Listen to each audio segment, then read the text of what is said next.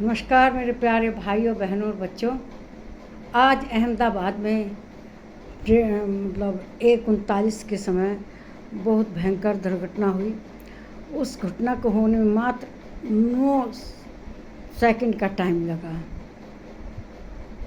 Plane ने जैसे ही take off किया, ऊपर गया, फिर वह तुरंत ही नीचे आने लगा और उसी समय वह एक बिल्डिंग से टकरा गया। उसमें भयंकर आग लगी, आसपास की इमारतें भी जल गई और उसमें समझिए कि 242 लोग थे, सभी जल के ख़त्म हो गए।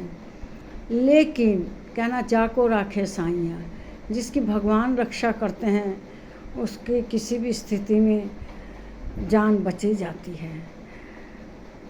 उसमें एक रमेश विश्वास नाम का व्यक्ति था।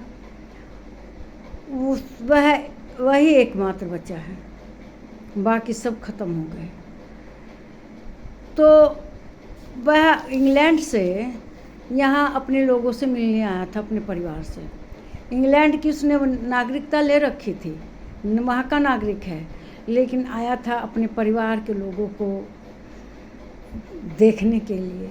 तो आप ही बताइए, जो दूसरे देश में बस गया, वहाँ के जिसने नागरिकता ले ली, फिर वह अपने परिवार से यहाँ मिलने आता है, तो उसके परिवार को कैसा लगा होगा। आप ही सोचिए, बहुत आनंद की अनुभूति हुई होगी।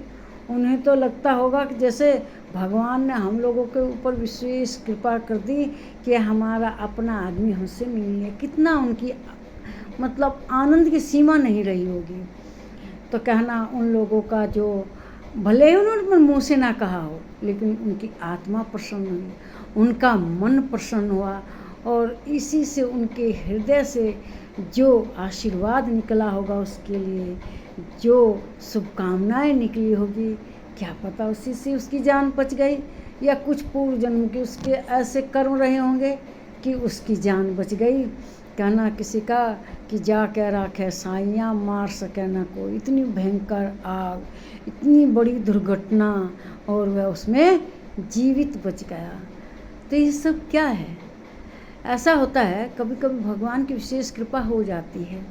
ऐसा हमारे परिवार में भी हुआ है। मेरे हस्बैंड और मेरा बड़ा बेटा ये गाड़ी से जा रहे थे, बड़ा बेटा ही गाड़ी चला रहा था, और समझिए कि ओवरटेक करते समय जो आगे वाली गाड़ी थी उसने टक्कर मार दी, थोड़ा तिरछा करके, जानबूझ के ही कहिए। मतलब गाड़ी हाई स्पीड में थी, जानते ही ओवरटेक करते समय हाई स्पीड हो जाती है, और कई उलटते पलटते जाके गड्ढे में उल्टी होके गिरी। लेकिन गाँव आस पास के लोग दौड़ पड़े, गांव के लोग। गाड़ी का तो एकदम हालत ख़राब थी, उसकी मरम्मत में भी उसमें 4 लाख रुपया लग गया था। तो वो कहना क्यों कि बहुत बड़ा एक्सीडेंट था। लेकिन देखिए, गाड़ी के दरवाजे अपने आप खुल गए, ये लोग बाहर आ गए, किसी को एक खरोंच तक नहीं आई थी शरीर पर। मेरे बेटे के 2 दोस्त थे पीछे, उन्हें भी कुछ नहीं, ये खरोंच। एक तो बहुत बड़ा अधिकारी हो गया है, IAS अफसर हो गया है कहना उस एक्सीडेंट के बाद, और मेरे बेटा का भी गवर्नमेंट जॉब हो गया है भगवान की दया से। लेकिन कहना किसी को 2 रुपये का मलहम लगाने की ज़रूरत नहीं पड़ी। तो ये सब क्या थे? कहना गाड़ी ने सब अपने ऊपर ले लिया, गाड़ी का बुरा हाल हो गया, लेकिन ये लोग एकदम सुरक्षित थे। अब क्या कहेंगे, साक्षात विश्वकर्मा भगवान थे वहाँ।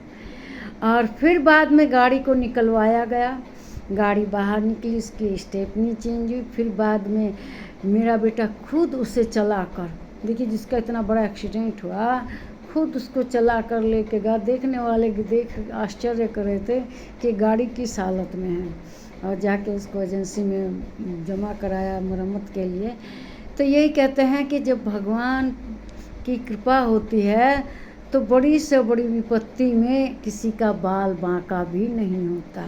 ये सब उनकी कृपा का फल है, या कहिए गुरुजनों के, बड़े लोगों का आशीर्वाद का फल है, या अपने धर्म कर्म जो हमने आज तक किया है उसका फल है।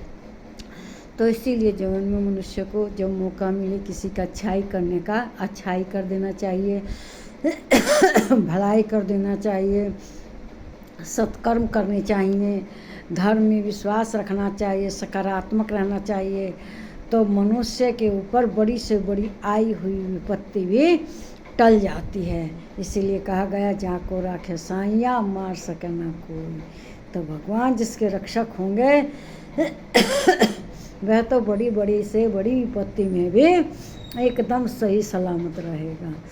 देखिए, ये मैंने जीवन में बहुत देखा कि बड़ी से बड़ी बीमारी से भी आदमी बच जाता है, और कोई छोटी सी बीमारी में ही चल, कोई तो सोफे पे बैठा बैठा पता चला हार्ट अटैक आया कि ख़त्म, किसी को डांस करते करते हार्ट अटैक आया कि ख़त्म। लेकिन कुछ लोग हैं एकदम 100 साल हो जाएगी तब वो मजबूती रहते हैं। हमारे ही जानकारी में है 90 साल की हैं, वे सब काम करती हैं, अपना अपना तो करती हैं, नहाना धोना सब, लेकिन घर के बर्तन भी प्रेम से मांज लेंगी, बहू को तेल भी लगा दें, बहू को तेल लगा देती हैं जबकि 90 साल की उम्र हुई है। तो क्योंकि उनको किसी तरह से किसी से ईर्ष्या द्वेष नहीं है, वे अपने कर्म में लगी रहती हैं। अगर ईर्ष्या द्वेष रहता तो वही खून जल जल के कहना 90 साल का आदमी जल्दी ही चल जाता है। इसीलिए किसी को देख के ईर्ष्या नहीं करनी, वे ईर्ष्या नहीं करती किसी से, सबसे प्रेम से रहती हैं। तो वे 90 साल में भी हट्टी कट्टी हैं, ठीक हैं, सिर्फ 2 काम घर के भी कर लेते। आपको यकीन नहीं होगा, अपने ब्लाउज में बटन का स्वयं ही करती हैं। अब बताइए, हम लोगों का आज ही आँख में चश्मा चढ़ गया, आज ही सब कर्म करने शुरू हो गए। तो इसलिए वो ईर्ष्या द्वेष नहीं करती, बड़ी संतुष्टि के साथ जीवन जीती हैं। तो इसलिए भगवान उन्हें फल दिए हैं, उनका शरीर खूब बढ़िया से नहाती हैं, धोती हैं, प्रेम से अपने कपड़े धोएंगी, खींचेंगी, और बर्तन भी मांज लेती हैं, घर का 1-2 काम भी कर देती हैं। किसी से की ईर्ष्या नहीं रहती, चाहे बहू से चाहे किसी से। बहुत सी बुढ़िया तो इतना ईर्ष्या करती हैं ना, जैसे बहू ना हो कोई दुश्मन हो गई। ऐसा नहीं समझना चाहिए। जैसे हमारे बच्चे, हमारा बेटा है, बेटी है, इसी तरह से बहू भी है, उसके साथ भी हमें अपने बच्चे के ही जैसा प्रेम रखना चाहिए। तो उनने देखा मैंने, वो वृद्धा महिला हैं, हम लोग उनको फुआ जी कहते हैं, लेकिन बहुत ही सज्जन हृदय की हैं, बहुत ही सत्कर्म की हैं, और बहुत ही अच्छा उनका आचार व्यवहार। इसीलिए भगवान ने उनके ऊपर अपनी कृपा दृष्टि बरसाई हुई है। अपना सब काम करती हैं, खुश रहती हैं, प्रसन्न रहती हैं, आनंदमय वातावरण। तो हम लोगों को भी उनकी भांति प्रसन्न रहना चाहिए, किसी से ईर्ष्या द्वेष नहीं करनी चाहिए, तो भगवान प्रसन्न रहेंगे। और भगवान जब हम पर प्रसन्न रहेंगे तो बड़ी से बड़ी विपत्ति, बड़ी से बड़ी बीमारी, बड़ी से बड़ी दुर्घटना में भी हम एकदम सुरक्षित रहेंगे। तो मेरे विचार आप लोगों को ज़रूर अच्छे लगे होंगे।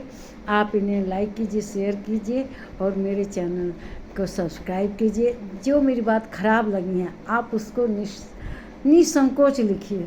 जो अच्छी लगी हैं, क्यों अच्छी लगी हैं ये भी लिखिए। हम में कुछ बुराई है, हम उसको दूर करेंगे अपनी, ठीक है।